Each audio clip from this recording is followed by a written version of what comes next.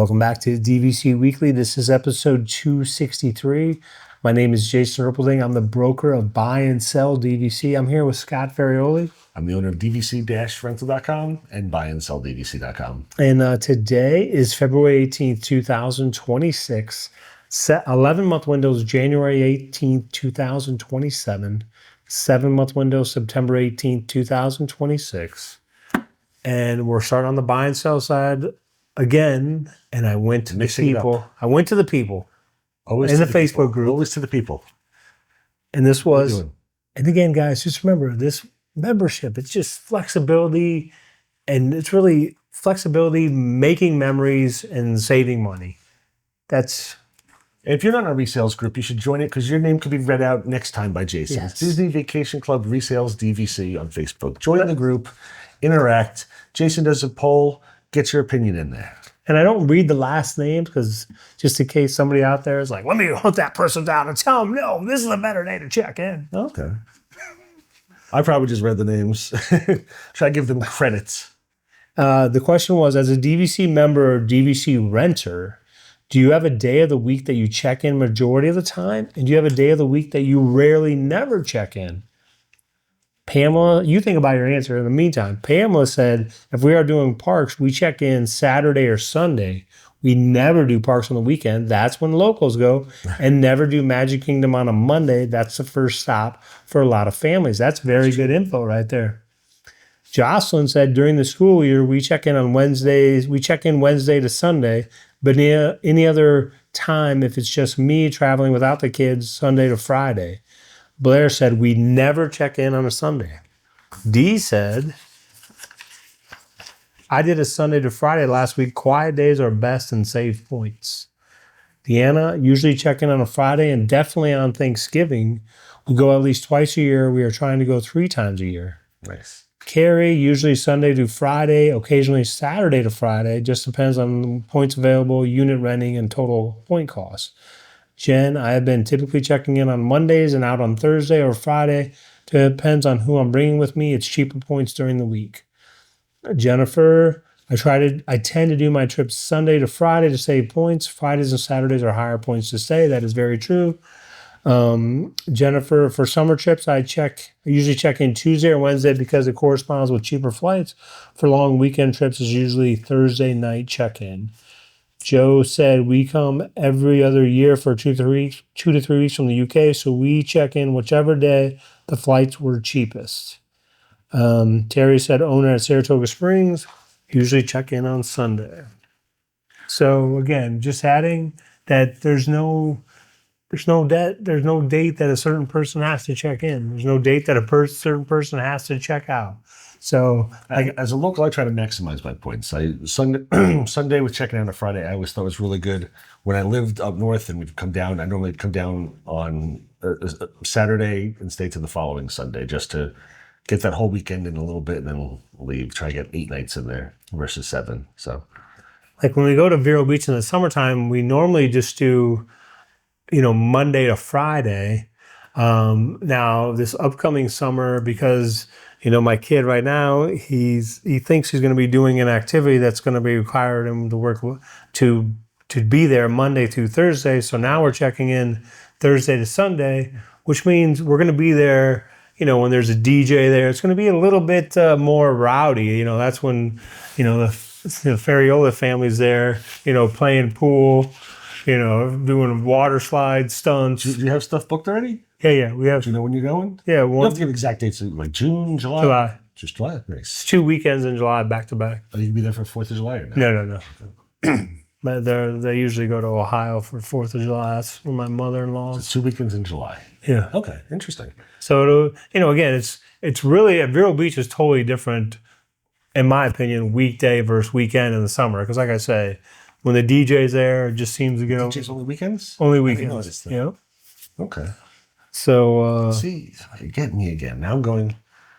It's been so long since I've been to Vero. Last time I went to Vero was with your parents, right? Or no? Well, my parents came down. It was like February last year, 2026, February. So it's been almost a full year. Wait, February last year would not be 20. I'm 25. I'm sorry. It's been almost 1 full year already. Oh, so I was like, we didn't. You haven't been there in the summer. Didn't go to the summer at all last year. So I was like, But this is We your can schedule something. This is going to be a unique summer for you, though. It's going to be a very unique summer. We're going away, and we're going away a couple times. We've got volleyball, AAU stuff, and then we've also got my son going away to college. I don't know if he's going to go anywhere, if he's going to hang out with his friends for the last time. Plus, there's like the last minute checks and balances, all the stuff he has to do. It's going to be We very need this, we need this, we need this, we need this. Yeah, Not this is that something. fridge, this fridge.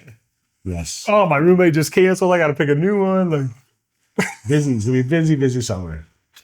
so now we're on to the food review. Come here, I'm gonna eat you! Get in my belly! So today's food review, we are still at Epcot because I try to do a couple things when I'm out somewhere.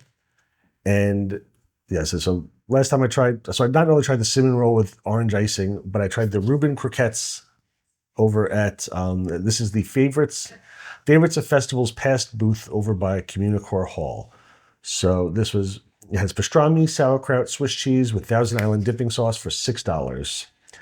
The main issue I had with that is it was like they took all the ingredients and put it in a blender and just hit like puree and just left it there for way too long. So like the outside was it was breaded and fried and like crunchy and really nice, but when you bit inside, it was just mush inside. There was no texture. Like I've had other ones before, like we have like it needed bigger pieces, bigger chunks of the pastrami and stuff because it was just really mushy and kind of unpleasant, honestly, to have. So this ended up being missed for both my wife and I. Again, if they change it, that's fine. I'd get this again, but again, the way it was, wouldn't touch it in its current state, and we gave it a 4.1. And now we're on to the DVC-Rental side of things. So this is going to be Debbie's last time stepping in for me for a little bit. Hopefully you guys have enjoyed her and we'll have her back sometime soon. But as of now, I think we'll probably have Debbie, not going to see her for a while. So enjoy Debbie Allen, who is absolutely wonderful. And now we have Debbie Allen with us today for the DVC-Rental side of things. Hey, Jason. How are you doing? I am good. What news do you have for us? Okay, so we're going to talk about something coming up. Big deal.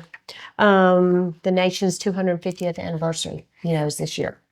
So to celebrate our nation's 250th anniversary, Disney has announced a new initiative called Disney Celebrates America. And it kicked off on Veterans Day 2025, and it continues all the way through July 4th, 2026 weekend. And this celebration is going to bring together Disney's beloved brands and platforms to honor America's past, celebrate the present, and inspire its future. So also announced is the summer 2026 opening of Soarin' Across America. That's pretty exciting. An immersive flight experience aboard the beloved Soarin' attractions at Disney's California Adventure Park and Epcot. Soarin' Across America will take guests on a breathtaking journey, highlighting some of the country's natural beauty and iconic cityscapes. The celebration will culminate on the July 4th weekend with a 24-hour multi-platform broadcast called Disney Celebrates America, highlighting America's 250th anniversary events nationwide across Disney's linear networks and streaming platforms. And it will end with a special evening fireworks broadcast from Walt Disney World and Disneyland Resort.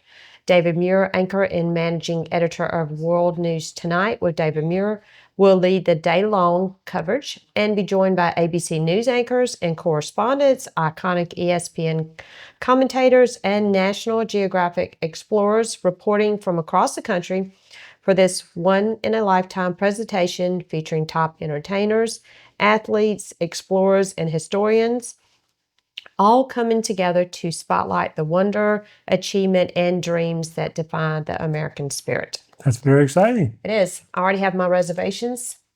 Nice. Staying at Beach Club, and we will be here right in the mix of it. Fantastic. We're ready. We are ready. So if you're planning to come to Disney 4th of July to celebrate, get your reservations in now. It's Yep. exciting stuff. It is exciting. Yep. They usually do the big fireworks on July 3rd and the 4th at Magic Kingdom. And Epcot has a amazing 4th of July show. Have you seen them? I have not. Oh, we should go. Yeah. Very, very nice. Nice. Yep. Well, thanks again for coming to the show. All right. You And I'm sure we'll see you back sometime in the future. And we'll see everyone else next week.